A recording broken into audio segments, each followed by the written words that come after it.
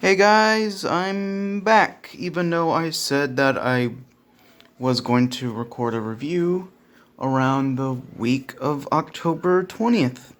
So, I just want to show you everything I got since I was gone. You ready for this? There it is. A lot to get through. So, first off, whoops, that did not work out well. Space Jam. Yeah, Space Jam is a mixed bag. It's good, but it's not as good as I remember it being. Michael Jordan's acting is bad. Really bad. But the movie makes up for it with its animation, Michael Jordan's relationship with the family. Seriously, this movie is such a mixed bag. It's dated, its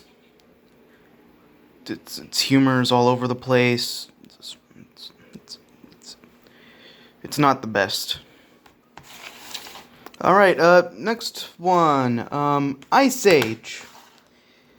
This is the second best Blue Sky movie I've seen. Rest in peace, but the Peanuts movie was better.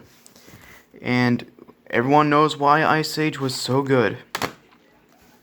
Next up, controversial pick. Ice Age Continental Drift is better than Ice Age The Meltdown. Everyone's gonna hate me for saying this, but I find the main Ice Age crew fighting pirates a lot more interesting story premise than dealing with water bottles pouring into ice bowl and Diego being afraid of water. Seriously, that was really stupid, but I will acknowledge that they did get many character development in the second movie. That's why it is not on the bottom of the list like Ice Age Collision Course. Man, that was awful. This one I've been waiting to get for a long time. Over the Hedge. You do not know how long I've been wanting to get this movie. I felt nostalgic for it, and it holds up phenomenally. Humor is top-notch. Characters are so memorable, besides the porcupines. And then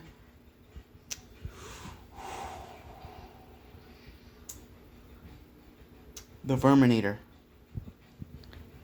The Verminator seemed so interesting that it blew me away. Just how did they do it? How did DreamWorks do it? The Verminator is so good. Anyway, Lego Batman the movie.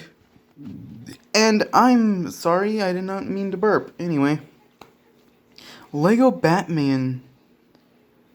The Lego Batman movie surprisingly has gay coding. Like, when you watch the movie, replace the word hate with love, and the messaging that Batman is lonely, that he watches romantic films in the movie, that it's surprising. Like, seriously, give this movie a rewatch and pay attention. Just, what? What? Anyway, next one. Arthur Christmas. Yeah, this movie is so charming. The main character makes up for it. Even though I hate this cover. I hate it when they shove the main character's face and put it in a bland background. But still, Arthur Christmas has to be the best Christmas movie I've ever seen. Rivaling both Home Alone and that Christmas Vacation movie. I'm not joking, give this movie a watch. Anyway, next one of my Fast and Furious movies, Fast 5. One of the best Fast and Furious movies. That safe scene alone proves why it's such a phenomenal movie. Plus the fight between Vin Diesel and Dwayne "The Rock" Johnson. That is also a phenomenal scene. Then we have the worst Fast and Furious movie. This movie is so boring and its pacing is so broken that I couldn't even enjoy the action scenes. The tank scene was the only thing that caught my attention more than the runway finale in Fast and Furious 6. That's how bad this film is to me. Almost made me quit the franchise. Anyway, let's talk about the one that saved me from quitting the franchise, Fast and Furious 7. This movie made up for it alone by its ending for Paul Walker. That was beautiful. But the rest of this movie is so good, even without Paul Walker. This movie is amazing. And I did not expect that Dwayne "The Rock" Johnson would come back in the finale of this movie, since he seems to be crippled most of it.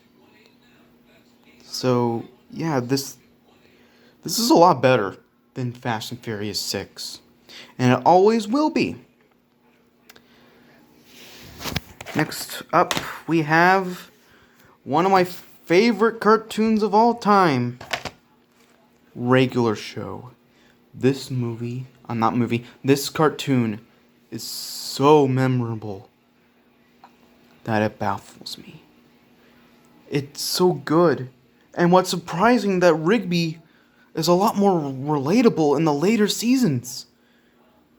And Mordecai used to be my favorite character. But now it's getting slowly to Rigby. It's baffling. It really is. Regular Show is easily one of my favorite cartoons of all time because of its comedy, its drama, its animation, and the finale. Oh my god, the finale. You guys need to see this. It is so good, and it is so much outshined by Adventure Time. Anyway, the last two, they're both Infinity Train.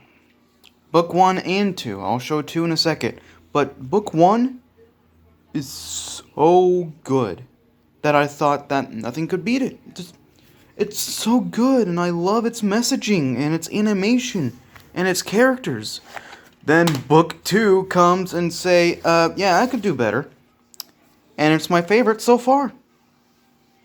Yeah, Infinity Train Book 2 is better. It really is. I love Mirror Tulip. Or Lake, I guess. I kind of forgot the human character name because of how memorable Lake is.